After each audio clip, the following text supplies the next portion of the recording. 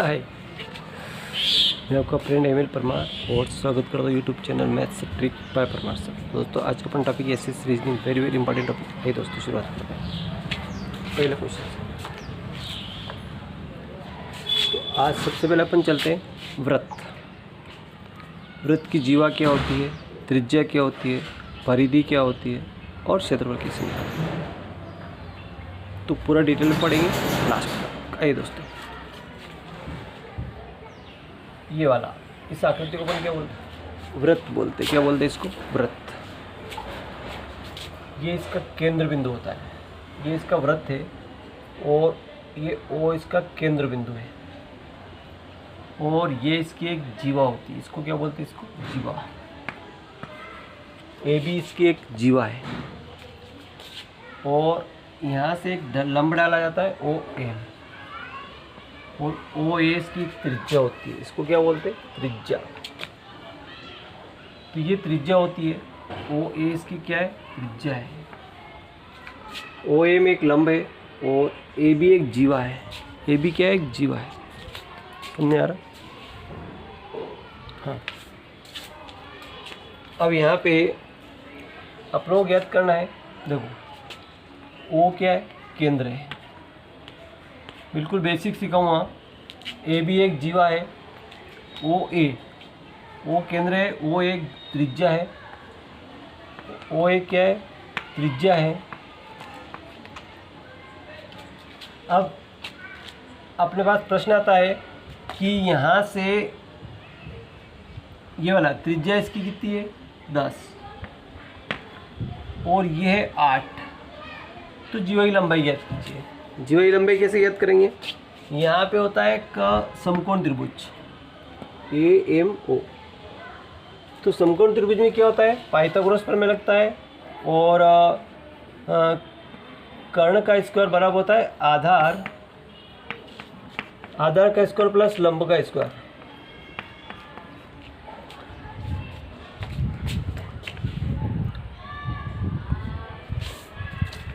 तो कर्ण इसमें क्या होता है, ये चीज़ है कर्ण, इसमें ये क्या है, कर्ण है। तो 10 का स्क्वायर बराबर आधार क्या है, आधार अभी अपने पास मालूम नहीं है तो x कर लिया अपनों ने। और लंब क्या है, ये वाला 8 स्क्वायर। अब ऐसी स्थिति में 10 का स्क्वायर कितना होगा, 100 होगा। x स्क्वायर है और ये 8 आउटी कितना होगा, 64। ये 64 इधर माइनस होगा तो 100 माइनस 64 बराबर x स्क्वायर। 64 में 100 गए तो कितने बचे, 36 बराबर x स्क्वायर और x इधर रूट लगा देंगे तो x का मान कितना आ जाएगा, इसका वर्गमूल 6 आएगा।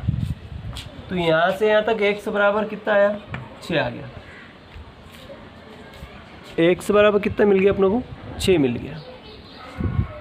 और जब अपनों को जीवा निकालनी है, ए से बी तक निकालनी है, तो ये 6 है, इतना 6 है तो 6 इधर भी होगा, तो 6 दूनी कितना हो जाएगा, 12। जीवा की लंबाई अपने पास क्या हो जाएगी, 12 सेंटीमीटर। तो आई होप कि इस तरह जीवा की लंबाई अपन बड़े आसानी से निकाल सकते हैं। अगला देखिए,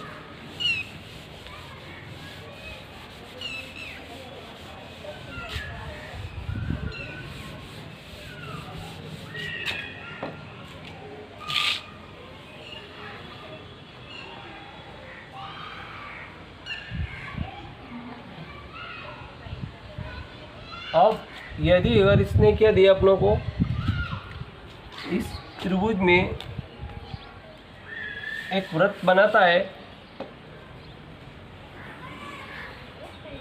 और ये इसकी त्रिज्या 7 सेंटीमीटर दे देता है। अब आपसे कह दे कि इसकी परिधि बताइए। व्यास होता है दोस्तों 2r और 2 का गुणा होगा इंटू r का मान 7 है तो 7 दूनी कितना हो जाएगा, 14। तो व्यास कितना हो जाएगा, 14 सेंटीमीटर। अब अपनों निकालने परिधि। परिधि निकालेंगे तो होगी 2 पाई आर। ये परिधि यहाँ से ये पूरी दूरी इसकी परिधि कहलाती। पूरी दूरी क्या कहलाती? परिधि कहलाती। व्यास क्या होता दोस्तों? ये तो त्रिज्या है, पर व्यास ये पूरी दूरी इसकी व्यास होती है।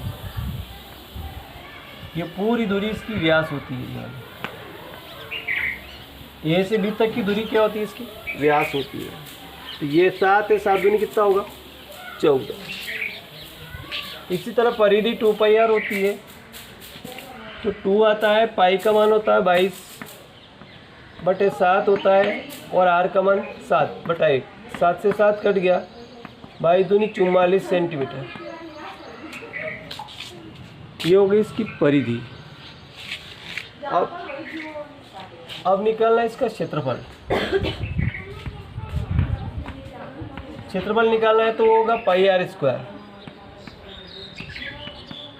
पाई का मान होता है, तो नीचे आएगा नहीं,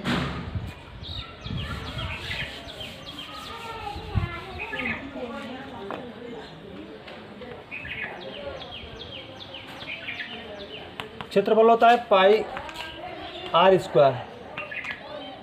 पाई का मान होता है 22/7 इंटू त्रिज्या होती 7 × 7 1। 7 से 7 कट गया, 22×7 = 154 वर्ग सेंटीमीटर। क्षेत्रफल क्या होता है? 22×7 = 154 वर्ग सेंटीमीटर। इस तरह से बड़े आसानी से इसका क्षेत्रफल निकाल सकते हैं। इस तरह अपना वृत्त हो गया।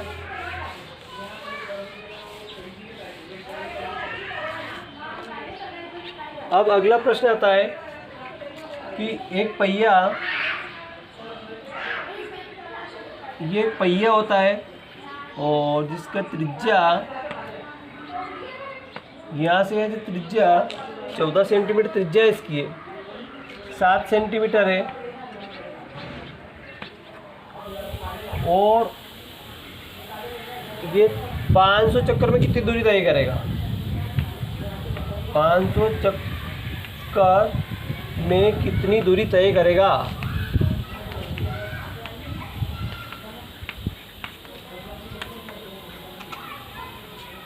ये से घूम रहा है, 500 चक्कर काटेगा तो कितनी दूरी तय करेगा? ये बता, प्रश्न आता है। तो यहाँ से यहाँ तक एक बार घूमता हो तो वो किसकी क्या होगी? परिधि। एक चक्कर लगाता हो उसकी क्या होगी? परिधि। तो अपन क्या निकालेंगे? इसकी परिधि निकालेंगे। अपन क्या निकालेंगे? इसकी परिधि। एक चक्कर में चली गई दूरी,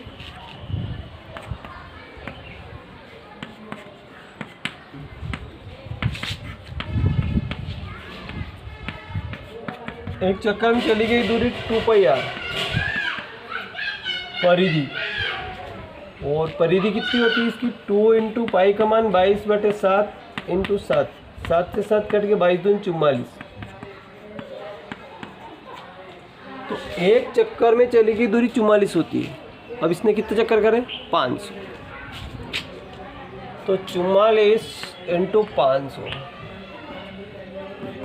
तो 2 0 ऐसे लग जाएगी। 5 × 20 किसी पर 2, और 5 × 20 न तो 22। ये क्या होगा? इसका सेंटीमीटर होगा। क्या होगा? सेंटीमीटर होगा। अब सेंटीमीटर को मीटर बनाने के लिए क्या करेंगे? 1 मीटर में 100 सेंटीमीटर होते हैं। 100 का इसमें भाग लगा जाएगा तो बराबर होगा 220 मीटर। कितनी दूरी तय करेगा? 220 मीटर। आई होप के सामने आ गया। 220 मीटर की दूरी तय करेगा। अगला पढ़ते हैं अपन त्रिभुज पे बात करते हैं। ये सामने आपके एक त्रिभुज दे रखा है, ये इसकी ऊंचाई दे रखी है, और अपनों को क्षेत्रफल निकालना है। तो 1/2 आधार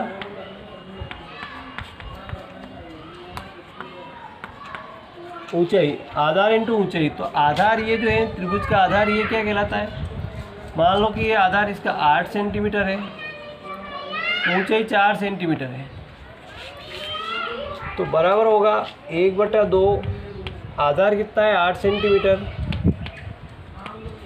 और ऊंचाई कितनी इसकी 4 सेंटीमीटर। 2 से काटा, 2 दूनी 4, 8 दूनी 16, 16 वर्ग सेंटीमीटर। ये क्या हो जाता है, इसका क्षेत्रफल हो जाता है। आई होप समझ में आ गया।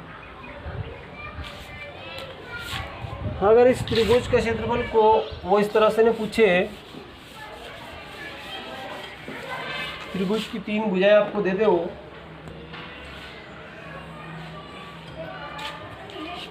दस, 11 और 12, और आपको कह देगी इस त्रिभुज का क्षेत्रफल ज्ञात कीजिए। कैसे ज्ञात करेंगे, आपको ये ऊंचाई नहीं दे रखी उसने, ये नहीं दे रखी है, 3 भुजाएं आपको दे रखी है, तो कैसे ज्ञात करेंगे। हेरो का सूत्र लगाना पड़ेगा। हेरो के सूत्र से पहले एस निकालना पड़ेगा, तो a + b + c/2 अर्ध परिमाप आएगी, इसकी आधी परिमाप आएगी, तो वो क्या होगी 10 + 11 + 12/2।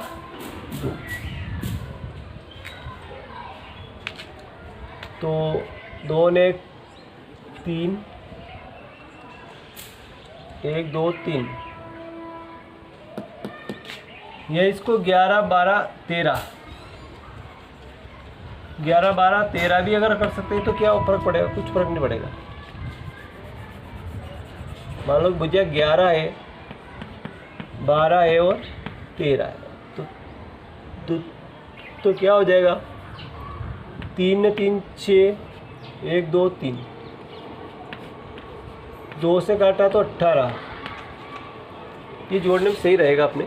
इसलिए एक एग्जाम्पल बता रहा हूँ, कुछ एग्ज़ाम में कुछ भी आ सकता है, 10 भी आ सकता है, कुछ कह नहीं सकते। तो एस तो अपने 18 आ गया, और त्रिभुज का जो क्षेत्रफल होता है रूट में एस -a और एस -b, एस -c ये होता है। रूट में एस का मान 18 है, 18 में से 11 गए तो कितने बचे, 7 बचे। 18 में से 12 गए तो 6 बचे, 18 में से 13 गए तो 5 बचे, और इसका निकालेंगे तो 3 × 6 और 1 6 7 में ले लो, फिर 7 × 5, 6 और 6 का लघुत्तम आएगा तो कितना आएगा, ये बाहर निकल जाएगा, तो 6 रूट में 3 5 15 7 105, 6 रूट 105 वर्ग सेंटीमीटर, ये इसका क्षेत्रफल आएगा। 6 रूट 15 7 105 ये वाला। आई होप कि समझ आ गया। थैंक यू, मिलते हैं नेक्स्ट वीडियो।